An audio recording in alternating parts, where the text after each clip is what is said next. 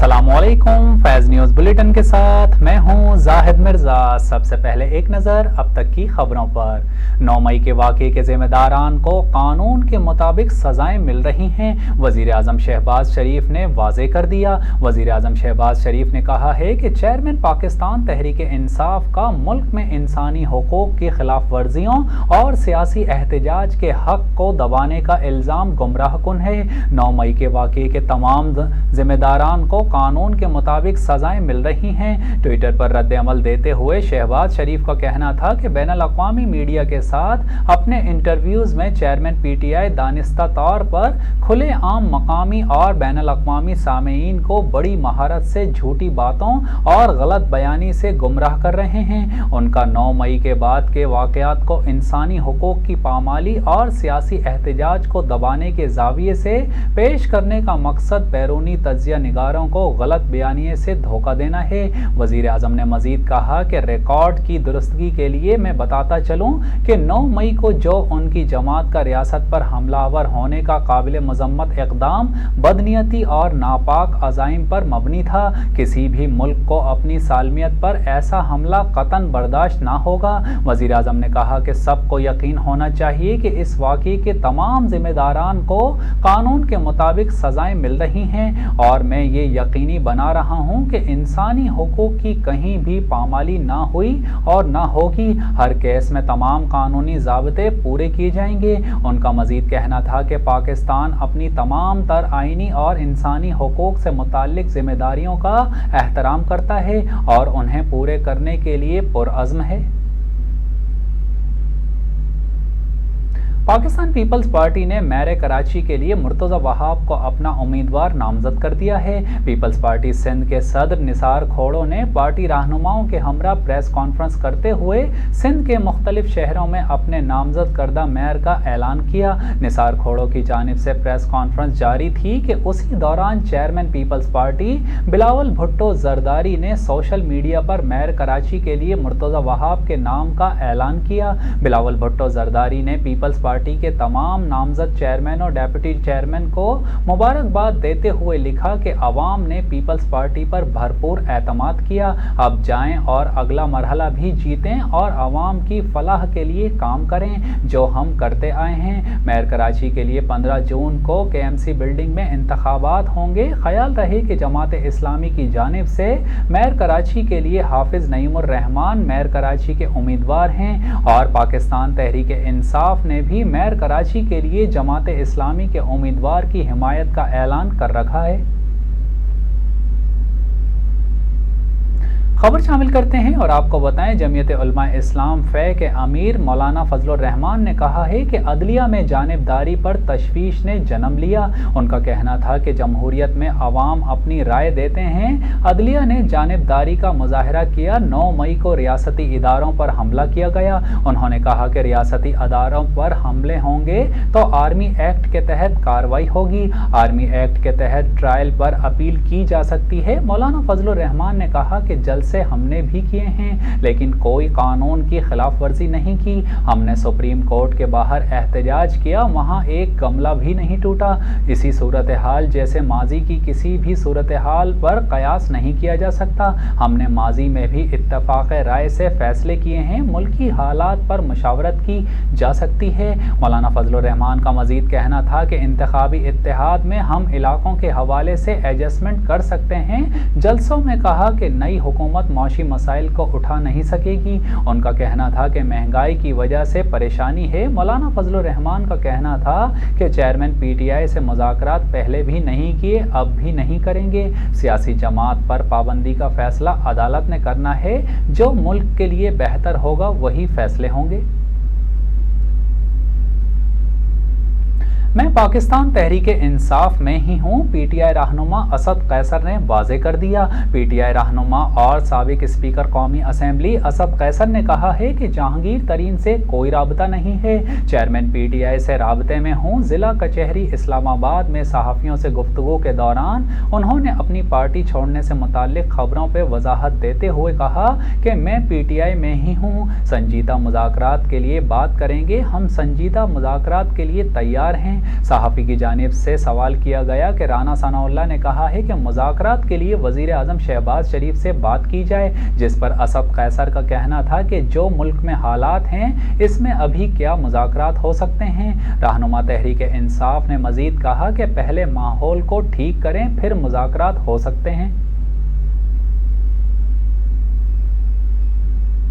انسداد دہشت گردی عدالت نے پی ٹی آئی رہنما میاں محمود الرشید کو جوڈیشل ریمانڈ پر جیل بھیج دیا ہے۔ پولیس نے پی ٹی آئی رہنما میاں محمود الرشید کا ریمانڈ مکمل ہونے پر انہیں انسداد دہشت گردی کی عدالت میں پیش کیا، جہاں دوران سماعت پولیس نے میاں محمود الرشید کے جسمانی ریمانڈ کی استدعا کی۔ پولیس کے تفتیشی افسر نے عدالت میں کہا کہ میاں محمود الرشید سے تھانہ نصیر آباد کے مقدمے میں تفتیش کرنی ہے، ان پر کلمہ چوک میں کنٹینر جلانے کا الزام ہے۔ اس موقع پر میاں محمود نے عدالت میں کہا کہ مجھے ایک کے بعد دوسرے مقدمے میں گرفتار کیا جا رہا ہے، تمام مقدمات میں مجھے بدنیتی کی بنیاد پر ملوث کیا گیا۔ بعد ازاں عدالت نے پولیس کی جانب سے جسمانی ریمانڈ کی استدعا مسترد کرتے ہوئے میاں محمود الرشید کو جوڈیشل ریمانڈ پر جیل بھیج دیا۔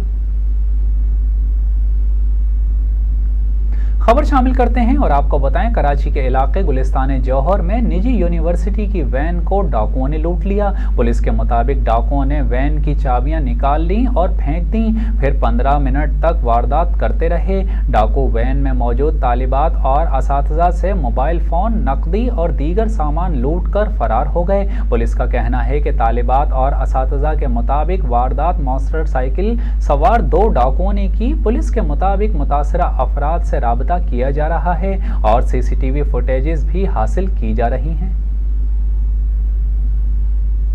وفاقی وزیر داخلہ رانا ثناء اللہ کی طبیعت ناساز ہونے پر انہیں ہسپتال منتقل کیا گیا۔ میڈیا رپورٹس کے مطابق وفاقی وزیر داخلہ رانا ثناء اللہ کی طبیعت ناساز ہونے پر انہیں فیصل آباد انسٹی ٹیوٹ آف کارڈیولوجی لایا گیا، جس پر رپورٹس کے مطابق رانا ثناء اللہ کو بخار اور بلڈ پریشر کم ہونے کی شکایت تھی۔ بلڈ پریشر اور طبیعت بہتر ہونے پر ہسپتال سے انہیں ڈسچارج کر دیا گیا۔ ٹرانسپورٹ کمپنی نے B R T bus service کو 7 جون کو بند کرنے کی ڈیڈ لائن دے دی۔ نجی ٹرانسپورٹ کمپنی نے سیکریٹری ٹرانسپورٹ کو بقایا جات کی ادائیگی میں تاخیر پر لکھا ہے۔ مراسلے میں کہا گیا ہے کہ اجلاس میں پیر کے روز تک 75 کروڑ روپے ادائیگی کی یقین دہانی کروائی گئی تھی۔ مراسلے میں کہا گیا ہے کہ اگر آج ادائیگی نہ کی گئی تو 7 جون منگل کو سروس معطل کرنے پر مجبور ہوں گے۔ اس معاملے پر وزیر ٹرانسپورٹ کا موقف جاننے کی کوشش کی جا رہی ہے۔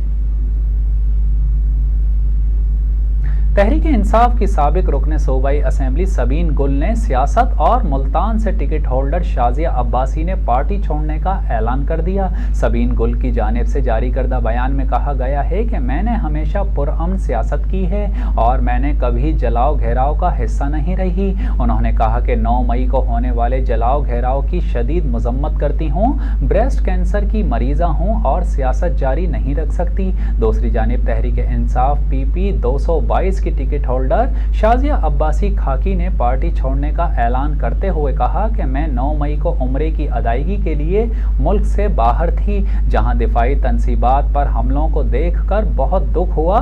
انہوں نے کہا کہ 9 مئی کے واقعات کی بھرپور مذمت کرتی ہوں اور ملک دشمن کارروائیوں کی وجہ سے تحریک انصاف سے علیحدگی کا اعلان کرتی ہوں، اپنی افواج کو قربانی کے خراج تحسین پیش کرتی ہوں۔ خبر شامل کریں اور آپ کو بتائیں، اوپن مارکیٹ میں ڈالر پھر اونچی اڑان، روپیہ سستا اور ڈالر مہنگا ہو گیا۔ اوپن مارکیٹ میں ایک امریکی ڈالر 5 روپے مہنگا ہو کر 305 روپے کا ہو گیا۔ دوسری جانب انٹر بینک میں ڈالر 32 پیسے مہنگا ہو کر 286 روپے کا ہو گیا۔ انٹر بینک میں آخری کاروباری روز ڈالر 285.68 روپے پر بند ہوا تھا۔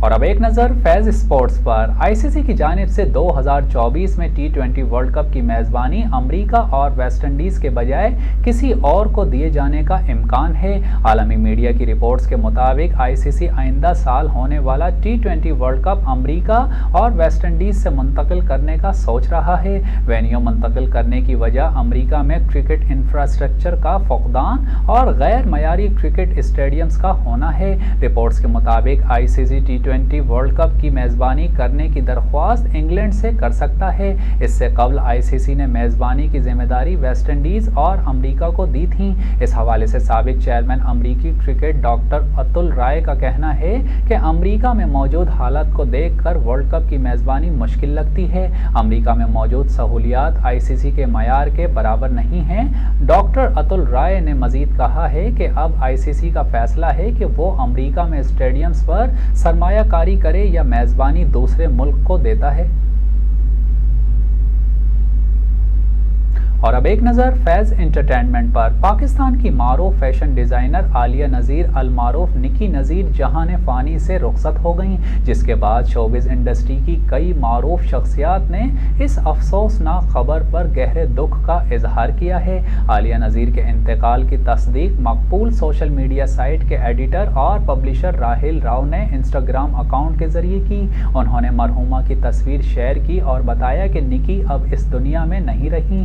راہیل راؤ نے پوسٹ میں لکھا ہے کہ میری پرانی دوست نکی نذیر کے انتقال کی خبر سن کر بے حد افسوس ہوا۔ نکی نہ صرف مہربان تھیں بلکہ بہت اچھی دوست بھی تھیں۔ ہماری ایک دوسرے کے ساتھ یادیں انمول ہیں، ان کی جگہ کوئی اور نہیں لے سکتا۔ فیشن ڈیزائنر کے انتقال کی خبر سن کر کئی اداکاروں نے افسوس کا اظہار کیا اور عالیہ کی مغفرت کے لیے دعائیں بھی کیں۔ اداکارہ سجل علی نے اس خبر کو دل شکستہ قرار دیا، جبکہ حدیقہ قیانی نے بھی پوسٹ پر کمنٹ کیا اور عالیہ نذیر کے انتقال کو افسردہ قرار دیا۔ اس کے علاوہ ماڈل، فلم ڈائریکٹر اور میزبان فریحہ الطاف نے بھی انسٹاگرام پر کچھ تصاویر شیئر کرتے ہوئے لکھا کہ نکی کے انتقال کی خبر سن کر دل ٹوٹ چکا ہے، اللہ مغفرت فرمائے۔ واضح رہے کہ عالیہ نذیر پاکستانی برانڈ نکی نینا کی مالک تھیں۔ یہ برانڈ عالیہ اور نبیلہ جنید نینا نے ایک دوسرے کے اشتراک سے بنایا تھا۔ اس برانڈ کو نہ صرف پاکستان بلکہ بین الاقوامی سطح پر بھی شہرت حاصل تھی۔